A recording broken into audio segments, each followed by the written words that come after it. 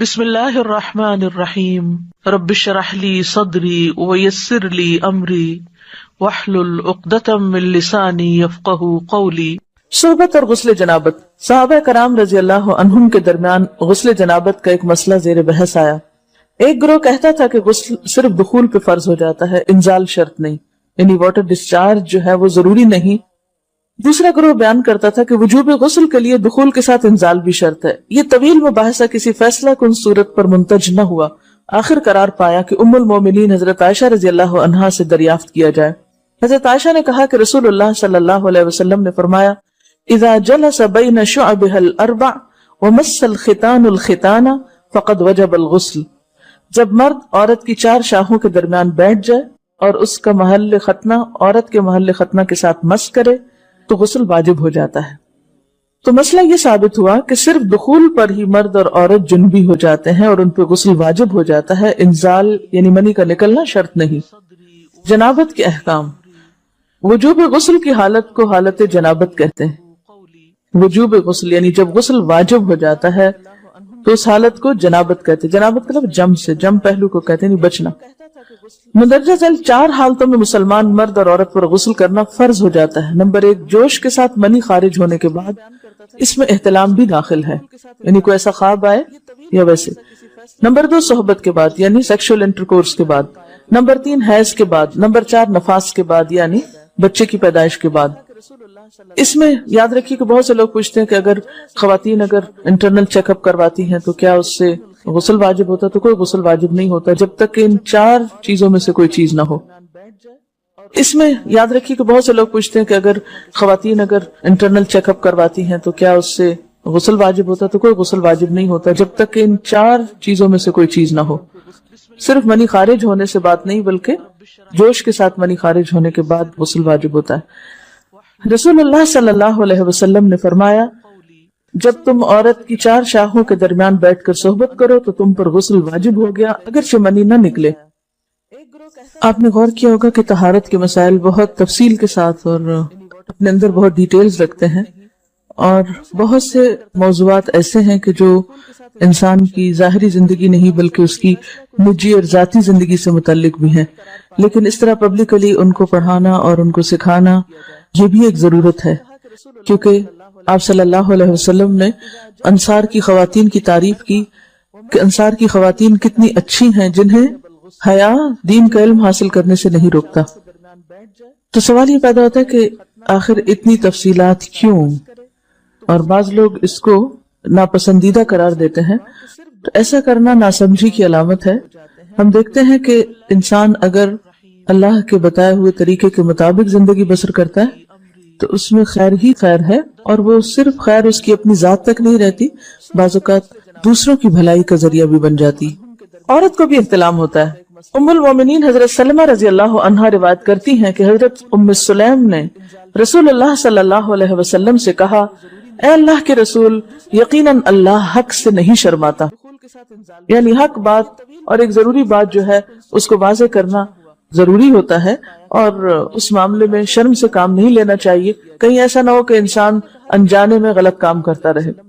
تو یہ کہہ کر انہوں نے مسئلہ پوچھا، کیا عورت پر غسل ہے جبکہ اس کو احتلام ہو؟ آپ نے فرمایا ہاں، لیکن جب پانی کا نشان دیکھے یعنی منی دیکھے۔ اس پر حضرت ام سلمہ نے شرم سے منہ چھپا لیا اور عرض کیا، اے اللہ کے رسول، کیا عورت کو بھی احتلام ہوتا ہے؟ آپ نے فرمایا ہاں ہوتا ہے، تیرا داہنا ہاتھ خاک آلود ہو، یعنی یہ ایک پیار کی ڈانٹ تھی۔ اور اس میں ہو سکتا ہے کہ مزاج کا فرق ہو، بعض خواتین کے ساتھ ایسا نہ ہو اور بعض کے ساتھ ایسا ہو، لیکن اس میں جو اصل چیز ہے وہ ایکسیسو واٹر ڈسچارج ہے۔ اس میں کہیں ایسا نہ ہو کہ لیکوریا وغیرہ کے ساتھ اس کو ریلیٹ کر دیا جائے، دونوں چیزوں میں فرق ہے۔ اور احتلام جو ہے وہ سوتے وقت ہوتا ہے، یعنی سو کر اٹھنے پر اگر انسان اپنے کپڑوں پر زیادہ ڈسچارج دیکھے، خواہ کوئی خواب یا کوئی فیلنگ یاد نہ بھی ہو، تو پھر غسل کرنا ضروری۔ معلوم ہوا کہ عورت یا مرد نیند سے اٹھ کر اگر تری یعنی نشان منی دیکھیں تو یہ احتلام کی علامت ہے، لہٰذا ان پر غسل کرنا فرض ہو جاتا ہے۔ اور اگر احتلام کی کیفیت انہیں یاد ہو لیکن نشان نہ پائیں، یعنی خواب یاد ہے لیکن کوئی سامنے علامت نہیں، تو غسل فرض نہیں ہوگا۔ ایسی صورت میں شک کی ضرورت نہیں ہے کہ نہیں وہ میں نے خواب دیکھا اور مجھے خواب بالکل صحیح یاد ہے تو مجھے نہانا چاہیے. نہیں، محض خواب پر نہیں نہایا جائے گا جب تک کہ فزیکلی کوئی ایسی چیز سامنے دیکھی نہ جائے. حضرت ام سلمہ روایت کرتی ہیں کہ میں نے کہا، اے اللہ کے رسول صلی اللہ علیہ وسلم، میں اپنے سر کے بال خوب مضبوط گوندتی ہوں، کیا میں انہیں غسل جنابت کے وقت کھولا کروں؟ آپ نے فرمایا، ان کا کھولنا ضروری نہیں، تیرے لیے یہی کافی ہے کہ 3 لپ پانی اپنے سر پر ڈالے، پھر اپنے سارے بدن پر پانی بہائے، پس تو پاک ہو جائے گی. یعنی بالوں کی جڑیں بھیگنا، سکن بھیگنا ضروری ہے، سارے بال کھولنا ضروری نہیں ہے. جنبی کے بالوں کا مسئلہ. حضرت عائشہ کو خبر ملی کہ حضرت عبداللہ ابن عمرو عورتوں کو غسل جنابت کے لیے بال کھولنے کا حکم دیتے ہیں. فرمانے لگی، ابن عمرو پر تعجب ہے، انہوں نے عورتوں کو تکلیف میں ڈال دیا، وہ انہیں سر منڈوانے کا حکم کیوں نہیں دے دیتے؟ یہ حضرت عائشہ کی ڈانٹ تھی. یعنی وہ یہ تو کہہ رہے کہ عورتیں بال کھول کھول کے نہائیں، تو وہ پھر سیدھا یہی کہے کہ عورتیں بال منڈوا لیں. میں اور رسول اللہ صلی اللہ علیہ وسلم ایک ہی برتن میں غسل کرتے اور میں اپنے بال کھولے بغیر سر پر 3 چلو سے زیادہ پانی نہیں ڈالتی تھی. معلوم ہوا کہ غسل جنابت کے لیے بال کھولنے کی ضرورت نہیں، مگر یہ حکم صرف غسل جنابت کا ہے. غسل حیض کے لیے بالوں کا کھولنا ضروری ہے کیونکہ وہ مہینے میں ایک دفعہ ہے. حضرت عائشہ سے روایت ہے کہ انہیں رسول اللہ صلی اللہ علیہ وسلم نے غسل حیض کے لیے فرمایا، اپنے بال کھولو اور غسل کرو. اس میں آپ دیکھیے کہ دونوں چیزوں میں فرق کیوں ہے. دونوں کی نوعیت فرق ہے، اور حیض جو ہے وہ ایک نجاست کی کیفیت بھی ہے نا، قل ہوا اذی. اس کے بعد نہانا اور نہا کر خوشبو لگانا خاص طور پر اس کا سارا حکم آتا ہے. لیکن غسل جنابت میں نجاست کی وہ کیفیت نہیں ہے.